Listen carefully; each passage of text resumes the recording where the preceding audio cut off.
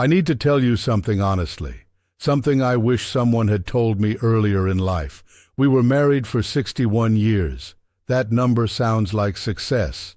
It sounds like wisdom. But here is the truth that surprises people. We still drifted apart.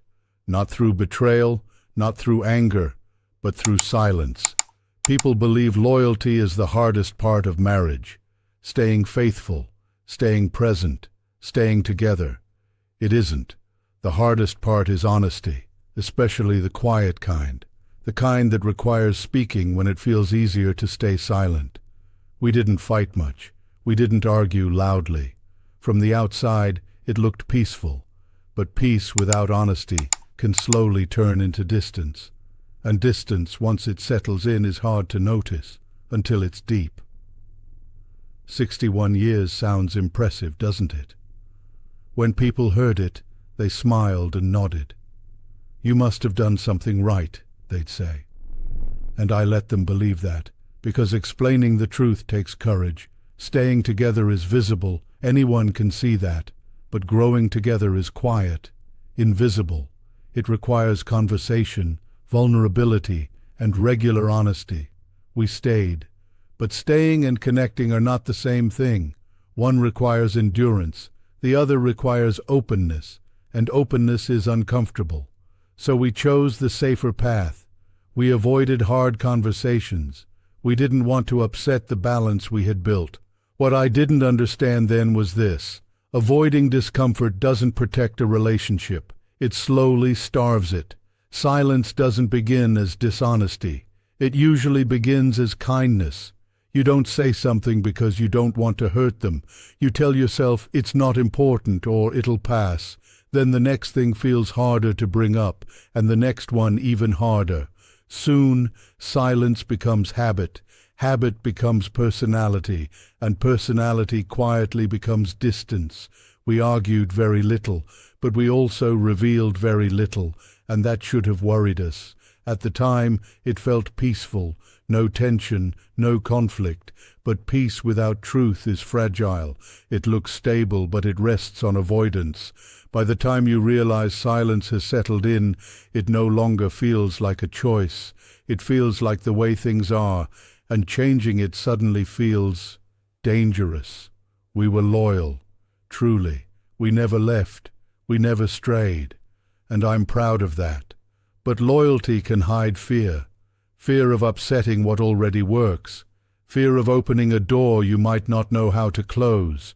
Fear of discovering feelings you don't know how to fix. Instead of vulnerability, I chose dependability. Dependable is praised. Dependable feels safe. But vulnerable feels risky, especially later in life. I didn't realize how often fear was making decisions for me. Not fear of leaving, fear of speaking. I told myself silence was maturity, that keeping things calm was love. But love that never speaks honestly becomes careful, and careful love slowly loses closeness. We stayed loyal, but we stopped being brave. It wasn't big betrayals that damaged us. It was the small things, feeling ignored, feeling unappreciated, feeling taken for granted. Those feelings seem harmless at first. You tell yourself they're not worth mentioning, but they don't disappear. They stack quietly, year after year. I didn't speak when something hurt. She didn't speak when she felt unseen. We both assumed love would translate what silence could not. It doesn't. Love doesn't guess. It listens. And when nothing is said, it has nothing to hear. Over time, we stopped sharing small truths, and without realizing it, we stopped sharing ourselves. That loss didn't arrive suddenly.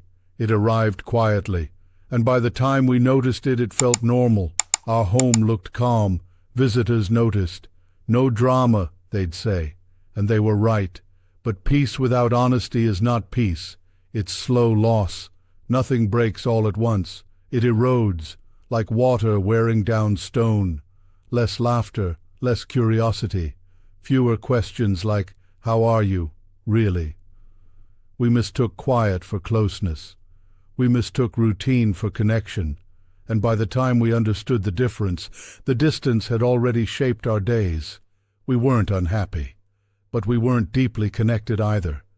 And that space in between, that quiet middle ground, is where many long marriages slowly drift. No explosion, no ending, just a gradual thinning of togetherness. When you're young, time ticks. Later in life it presses. Doctor visits increase, funerals become familiar, friends disappear quietly. You become aware that later is no longer guaranteed, and still we talked about everything except us. Bringing up old feelings felt strange, almost unnecessary. I thought, why now? We've managed this long. But now is exactly when honesty matters most, because later may not come. Silence had trained us well by then. It felt safer to continue than to change. So once again, we chose comfort. Looking back, I see it clearly. Time doesn't demand honesty loudly. It waits. And when it finally speaks, it doesn't give options. There were nights I almost spoke. The television off. The room quiet. That heavy moment when honesty stands at the door. I wanted to ask, do you ever feel alone, even with me? But I didn't. I was afraid of the answer, and more afraid of what honesty might require next. Honesty asks for change. Comfort asks for nothing. So I stayed silent again, and those moments didn't disappear. They stayed with me. Even now, they return unexpectedly, not with anger, with regret. Not regret for what I said wrong, but regret for what I never said at all. Some conversations don't haunt you because they failed. They haunt you because they never happened. Here's something no one tells you early enough. Love does not make people mind readers. We expect it to. We think, if they loved me, they'd know. No. They only know what you share. Silence teaches nothing. Assumptions teach plenty, and usually the wrong lessons. We misunderstood each other for decades, not because we didn't care, but because we didn't speak. We both believed we were being considerate. In truth, we were being distant. Love needs words, not dramatic speeches, honest ones, simple ones. When you stop explaining yourself, you stop being known, and when people stop being known, they can sit side by side for years and still feel strangely alone. There was no explosion, no dramatic ending, just a slow widening gap, day by day, year by year. We cared deeply, but caring isn't connecting. You can be loyal for decades and still feel unknown. That realization is heavy, heavier than anger, because anger suggests something is alive. Distance feels quiet and final. What hurts most is knowing it was preventable, not easy, but possible, if we had spoken earlier, if we had risked discomfort, if we had chosen honesty over ease. Distance doesn't come from one mistake. It comes from many small silences, and by the time you feel it, you realize how long it's been growing. If I could go back, I wouldn't argue more. I would speak sooner, before silence became normal, before "we're fine" became automatic. Honesty doesn't destroy strong relationships. Avoidance does.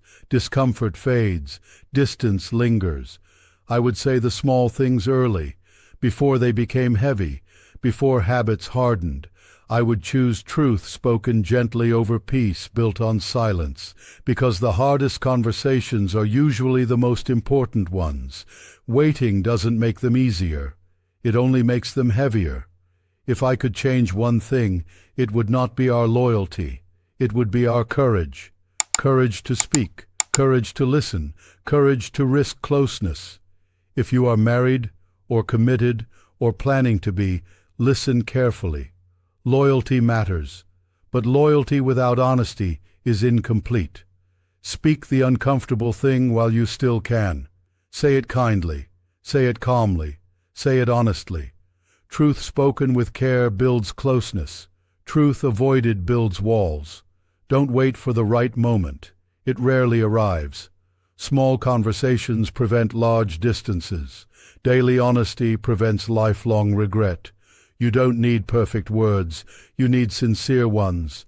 And remember this: silence may keep things calm today, but it often creates loneliness tomorrow. Choose connection while it's still easy to reach. Peace is not the absence of conflict, it is the presence of understanding. A quiet home can still hold loneliness. A calm relationship can still feel distant. Do not confuse the two. Pay attention to what remains unspoken. It is usually the most important thing. If something feels unresolved, it probably is. If something feels avoided, it likely matters. Peace built on truth feels warm. Peace built on silence feels empty. One strengthens over time, the other weakens quietly. You don't need constant discussion. You need honest presence. Being heard matters. Being known matters. And if peace requires you to hide yourself, it isn't peace. It's endurance. And endurance alone cannot sustain closeness forever. Time doesn't fix problems. It exposes them. It strengthens what you nurture and magnifies what you avoid. We thought time was patient. It wasn't. It was quiet. Quiet while habits formed. Quiet while silence settled. Quiet while distance grew comfortable. Until one day it stopped waiting. Later in life, time doesn't whisper. It presses. It reminds you that opportunities narrow. What you delay today becomes regret tomorrow. Time is not cruel, but it is honest. And it remembers every choice you make, especially the ones you postpone. Do not assume time will cooperate. It only reflects what you give it. We were loyal, and I'm proud of that. But I wish we had been braver. Honesty is not cruelty. It is respect. Speak now, before habits harden, before silence feels normal, before time speaks for you. Because when it does, it doesn't whisper. It speaks in regret, in distance, in moments that can no longer be changed. Love deserves honesty while it still has time to respond. Don't wait for perfect courage. Speak with the courage you have. The cost of honesty is discomfort. The cost of silence is far greater. And once time decides to speak, it does not ask for permission,